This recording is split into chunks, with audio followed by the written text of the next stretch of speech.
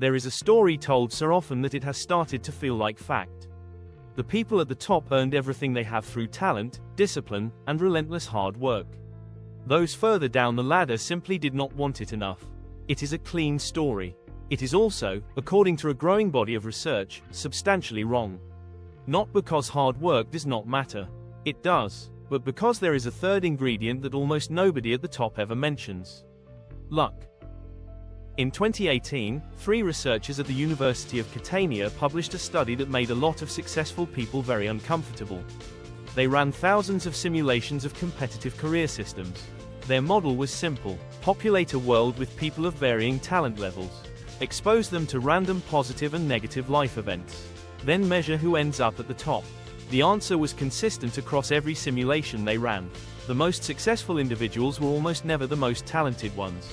They were people of above average, but not exceptional, talent who had encountered above average luck at exactly the right moments. The numbers in the paper are striking. The most successful simulated individual had a talent score of 0.61. Just barely above the population average of 0.60. Meanwhile, the most talented individual in the simulation, scoring 0.89, had accumulated almost nothing by the end. Talent was necessary. Without at least average ability, luck alone produced nothing. But across thousands of runs, maximum success and maximum talent never coincided.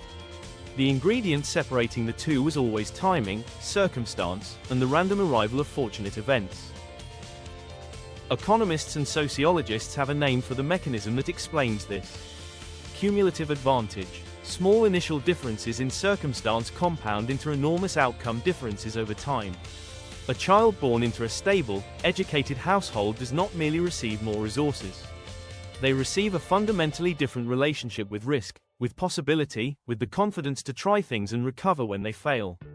By the time that child succeeds, the initial luck is so deeply embedded in their story that it has become genuinely invisible. They remember the early mornings, the hard choices, the sacrifices. They cannot see the thousand small advantages that made all of that effort productive rather than futile. Now consider Switzerland. The country has a strong self-image as a meritocratic society. And on one important measure, the data actually supports that belief. A 2020 study using administrative data from over 900,000 Swiss observations found that Switzerland's income mobility is higher than both the United States and the Nordic countries. The apprenticeship system plays a significant role here. It creates genuine income pathways for people who do not take the academic route. But here is where the picture gets more complicated. Income mobility and wealth mobility are two different things. And in Switzerland, they are moving in opposite directions. Research from the E4S Center at EPF Lausanne and EETH Zurich shows that the top 1% of Swiss wealth holders now own 45% of taxable wealth. In 2003, they owned 37%. The share is growing. A child born into that top tier starts their career on a foundation that no income statistic can fully capture. Access to capital, professional networks built over generations, the psychological security to take risks and absorb failure. These are structural advantages, and they compound silently across a lifetime. So if the evidence is this consistent, why does the meritocracy story remain so dominant? 3 reasons. The first is attribution bias.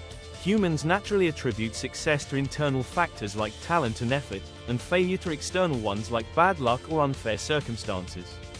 This is not dishonesty, it is a near-universal feature of how the human mind works.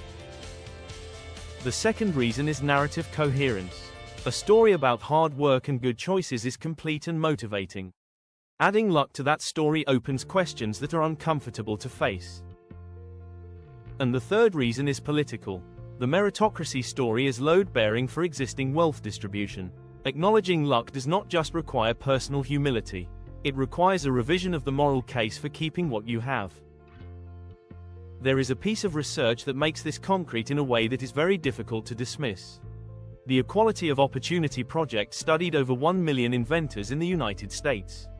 They found something remarkable. Low-income students who score in the top 5% of third-grade math tests are no more likely to become inventors than affluent students who scored below average. The same mathematical ability, but completely different outcomes. The gap is not explained by talent. It is explained entirely by foundations. by access, by the luck of the household you were born into. As one researcher put it, creativity is broadly distributed. Opportunity is not. This is where the argument connects directly to how we design the economy of the future. AI displacement is concentrating disruption in exactly the occupational categories occupied by people who are already working without safety nets. When their roles disappear, the familiar story will be told again. They should have retrained earlier. They should have chosen different skills. The structural luck that allowed others to make those choices will once again be invisible in the account. A universal basic income does not eliminate luck from human outcomes. What it does is narrow the range of initial conditions. And when initial conditions are narrowed, outcomes become more genuinely determined by effort and talent. The meritocracy that the successful already believe they live in becomes even more truthful. The people most committed to the idea that success reflects merit should, if they followed the logic carefully, be among the most enthusiastic supporters of the flaw that would make it real. Next week we examine exactly that argument. Why the fairest version of meritocracy requires a flaw beneath it. And why the people who built their success on the current system have more to gain from changing it than they currently realize. Subscribe to FutureWorkSociety for weekly analysis on AI, automation, and what it all means for the world we are building.